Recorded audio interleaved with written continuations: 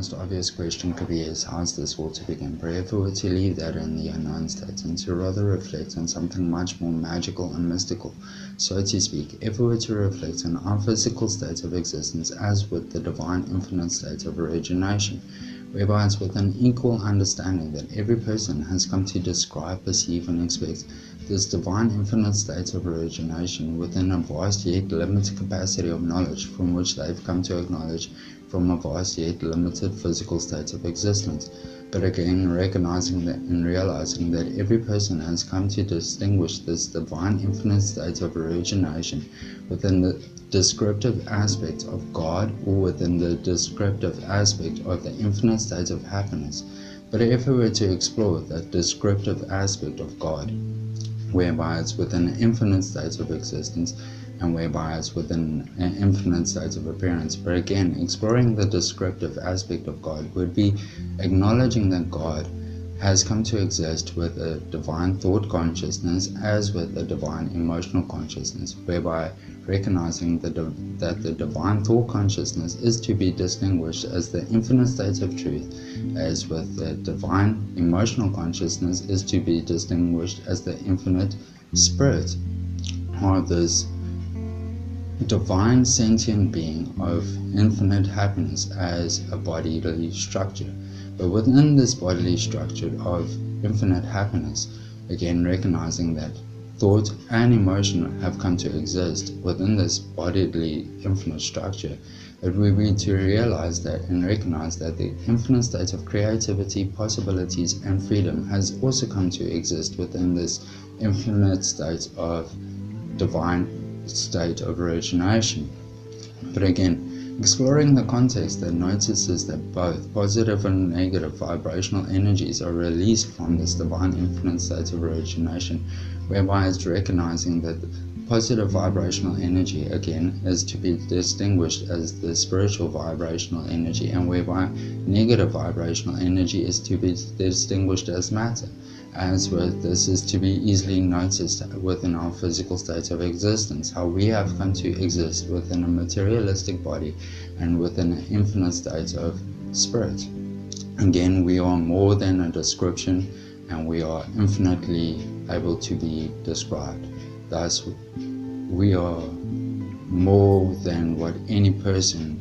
could possibly distinguish from a vast yet limited capacity of knowledge from which they are able to acknowledge from a vast yet limited physical state of existence. But again, exploring a deeper context of the positive and negative vibrational energies was also to explore the context that notices that emotional consciousness has been distinguished as positive vibrational energy, and with thought consciousness being distinguished as negative vibrational energy. But again, exploring a deeper context of this would be to acknowledge that the emotional consciousness within itself has come to exist with both positive and negative vibrational energies as well, whereby happiness is an infinite state of positivity, thus love, and where sadness is within a limited capacity due to originating from the state of love. Again, we are only to experience happiness and peace and love infinitely, and sadness is always to be momentary. But again, exploring this in deeper context into the thought consciousness, which has been distinguished as a negative, again, it would be to realize that the state of awareness is to be distinguished as the positive vibrational energy of the thought consciousness, and whereby the ego sense is to be distinguished as the negative vibrational energy of our thought consciousness, recognizing that ego is fixated on a description, fixated on materialism, fixated on selectivity, fixated on a selective limitation, and due to all these fixations has come to create an artificial state of existence, whereby this has come to be acknowledged as the illusion of reality. But to explore the deeper context of the state of awareness would be to acknowledge again that we have come to not only exist with love, but again with the divine infinite state of intelligence that has only come to distinguish both positive and negative vibrational energies whereby recognizing that this positive and negative vibrational energy, again, is to be recognized as the spirit and mattered vibrational energy. Again, acknowledging that the divine infinite state of origination has also come to create us through intelligence. It would be to acknowledge that our state of awareness is also to use our divine state of intelligence to also create this infinite state of happiness within this physical state of existence, and whereby within the infinite state of happiness comes the infinite state of creativity, possibilities, and freedom. And this again is all within us. And if our state of awareness is only to be distinguishing knowledge on emotional and a mattered vibrational energy, it would also be to acknowledge that our state of awareness is also able to guide us through this vast yet infinite amount of knowledge that is within this physical state of existence, as with beyond our physical state of existence. If we were to reflect on the emotional imagination,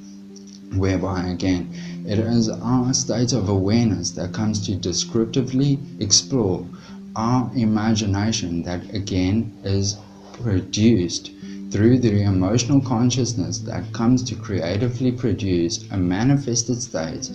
that again the state of awareness is able to explore within the descriptive aspect of our physical mind.